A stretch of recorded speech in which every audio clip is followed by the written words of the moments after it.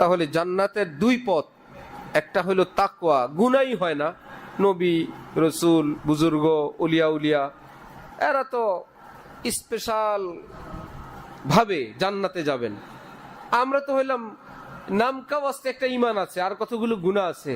তাহলে গুনাহ থেকে মুক্তি পাওয়ার জন্য তওবা করতে পারবো না ইনশাআল্লাহ? তওবার কোনো মেয়াদ নাই, তওবার কোনো সংখ্যা নাই, তওবার কোনো টাইম নেই। 24 ঘন্টা তওবার টাইম।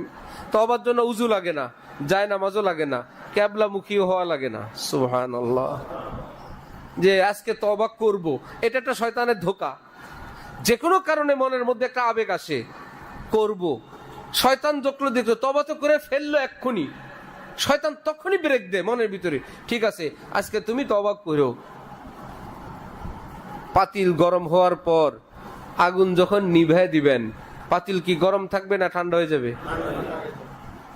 শয়তান দেখতেছে এখন তার অন্তরটা গরম, দ্বীনি কথা শুনে প্রস্তুত। এখন যদি তাকে বলি না তুমি তওবা করো না, সেটা মানবে না, সে বলবে আমি করবই। এই কারণে শয়তানের ফার্স্ট প্ল্যান থাকে বান্দা যেন কোনো ভালো কাজ না করে। এটাই ফেল করলে বান্দা যখন কাজটা করে ফেলে, দ্বিতীয় প্ল্যান থাকে এই কাজটা যেন তার না থাকে। ভালোটা কাজ করলো, হজ করলো, টাকা পয়সা, এই হজটা যেন ধ্বংস হয়, তারা এই কাজ করাবে। দান করলো, দানটা যেন ধ্বংস হয়, এটা করাবে। বললাম করবি না, তারপর করে ফেলছস, রাখ। করার পরেও হাতিয়ার আছে আমার কাছে।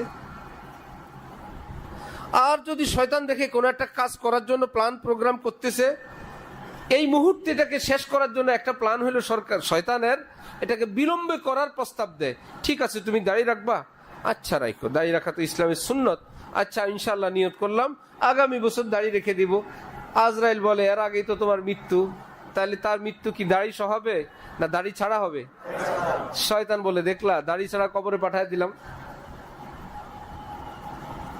ভালো হব কি আবার, হয়েই গেলাম। নামাজ শুরু করব, ভাই শুরু করব কি ইনশাল্লাহ আজকে থেকেই, আজকে আসার থেকেই নামাজ শুরু।